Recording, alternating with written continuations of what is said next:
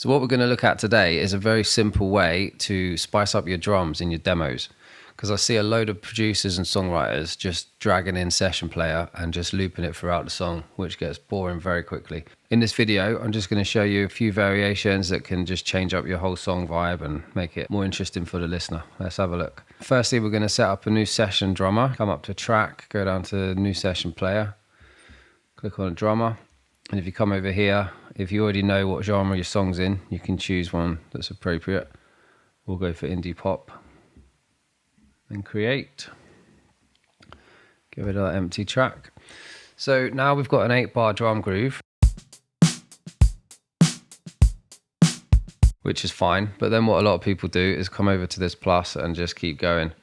Same pattern all the way through their tune, which, you know, gets very boring. So what we can do, I'm going to show you how to add some variation like a real drummer would. So set up your regions. If you want a 4-bar intro, you could just cut that in half, Command T, and then just go through and map out your song. So this can be the intro, this could be the verse, this will be a chorus, whatever your tune is. So we'll go intro on this, so we'll double click it, and now it allows you to adjust the complexity, the intensity. You can even take out the hats, you can move it to cymbals or tom-tom.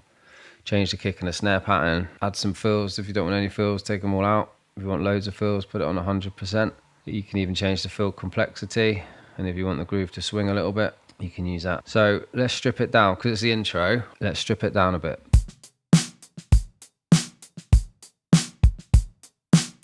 Because that's more of a verse pattern. So we'll take out some complexity, drop out the snare drum. Let's have a listen to that.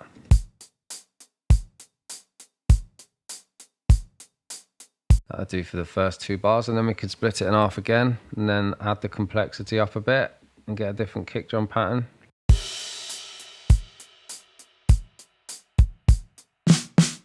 Little fill, and then that goes into this can be the verse.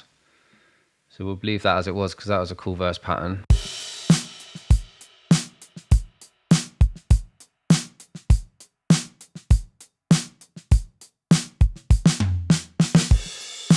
So we'll change it from the hats to the crash on the chorus.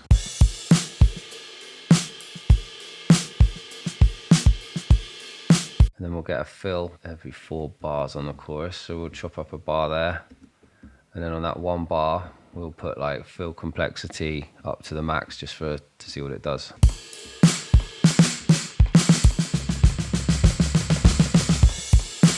Yeah, do you see what I mean? It's endless, really. It's endless possibilities when you chop up your regions and come down here, and you can go to details. You can even add in some ghost notes if you want. Let's say this was the second verse. We'll add in some ghost notes this time.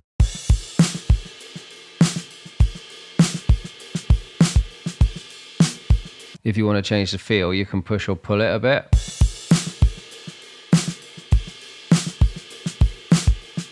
And then you come down here and you can change what kind of cymbal it is. You want to put it on the ride bell.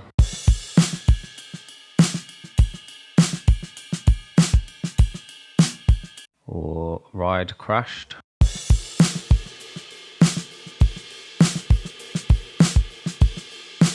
Anyway, go and have some fun with that. And if you want to learn more about drum production, there's a video on the screen right now. Catch you next time.